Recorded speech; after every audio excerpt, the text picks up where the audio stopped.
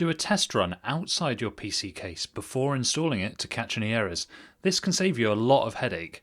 You can use something metal to touch both pins on the power button header, and that's going to allow you to check that it all boots up. Don't buy your computer parts one by one. You should buy them all at the same time. The reason is you're probably going to get a better price, and also you're not going to miss your return period if you change your mind. If you're using a big tower cooler or a smaller case, you might find it hard to reach in and connect your CPU power cable in the top left. The way I solve this is to pre-route the CPU power cable through the slot before securing the motherboard in the case. You can just hook it up like this and you're away. Don't sweat about thermal paste, you just need a pea-sized amount in the middle. The effect of different amounts of thermal paste is negligible, so don't overthink it. While we're talking about cooling, don't forget to take off this plastic film before securing your CPU cooler. Always read the manual. This is especially true for coolers and cases because they often have unique quirks that you're going to want to read up about before you do your build. When you plug cables in, make sure they're fully in and snug, and they should always match clip to clip. If your graphics card is sagging down on one side, get yourself an anti-sag bracket.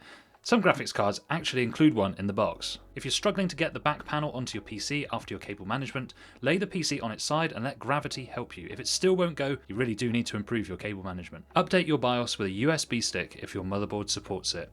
This will give you the latest compatibility and performance. Whilst you're in the BIOS, don't forget to enable your full RAM speed with XMP or Expo. And then you can also set a fan curve for quieter operation. You can set it to silent or you can do it manually. I like this for fans and this for water pumps. If you're happy with your PC, don't let other people shame you. Enjoyment is all that matters. For installing Windows, make your own USB using Rufus rather than the official Microsoft tool. For liquid coolers, make sure the pump isn't at the highest point in the air to avoid air collection. Most cases work best with slightly positive air pressure, but small form factor builds are usually better with negative pressure. Undervolting lets you run your PC with less power but the same performance. For screws, you want it monkey tight but not gorilla tight. Tighten until firm resistance but don't force it. For components with multiple screws, tighten opposite corners a couple of turns at a time rather than fully tightening one side first. Motherboards over £150 are not needed for Ryzen unless you have a specific requirement such as Thunderbolt.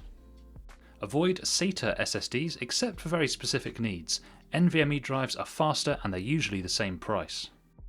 Liquid cooling is not that much better than tower air coolers for most people's usage. There's no point really having more than 8 cores for gaming in 2024. Never mix modular power supply cables, they are specific to that PSU. The sweet spot for gaming is around £1,200 or dollars, but you can still game very nicely on a budget. Radeon graphics cards tend to be better bang for buck, but Nvidia tends to have more features for creators. Always use DDU to clean install your graphics driver. It's the most popular video on my channel for a reason. Put your RAM sticks in slots 2 and 4 on a 4-slot motherboard to start with. This is going to get you the best speed. Uninstall Windows apps you don't use for better performance. Check the Startup tab in Task Manager to reduce the number of apps that open automatically. Control-Shift-Escape, then Startup tab, and then right-click to disable the ones you don't want.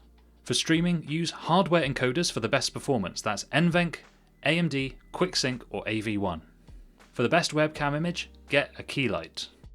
Custom loop liquid cooling is mainly just for looks and low noise. You only need 2 screwdrivers for most PC builds, Phillips number 1 and Phillips number 2. Electronic equipment is optional. Always reinstall Windows completely if you change more than one PC component. This keeps things clean. Bottlenecks will only be significant if your hardware is really unbalanced. Law of the cheapest model. Most times, the cheapest version of a GPU will get the job done. Always ensure your chipset drivers are installed, whether that's AMD or Intel. If aesthetics are important to you, there is absolutely no shame in that. Cable extensions give your build a little bit of pizzazz.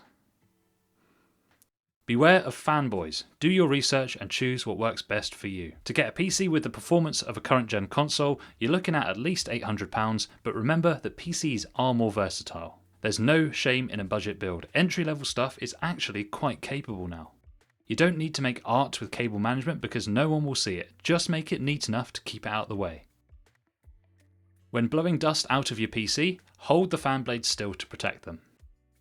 Reduce Windows errors with this setting. Edit your power settings to disable fast startup. This means your PC's cache is wiped when you shut down, ensuring your apps actually fully close down. Shut down your PC when you're not using it, don't just leave it in sleep mode. Keep your PC off the floor to reduce dust intake, either put it on top of your desk or use under-desk straps. Don't neglect peripherals. Upgrading your monitor, mouse or keyboard might improve your experience more than getting a new graphics card. If your components get wet, disassemble as much as you can and then hang to dry over at least 48 hours, and do not try to turn them on before they're completely dry. And finally, but maybe most importantly, if you don't know, ask. The comment section below is a great place to start.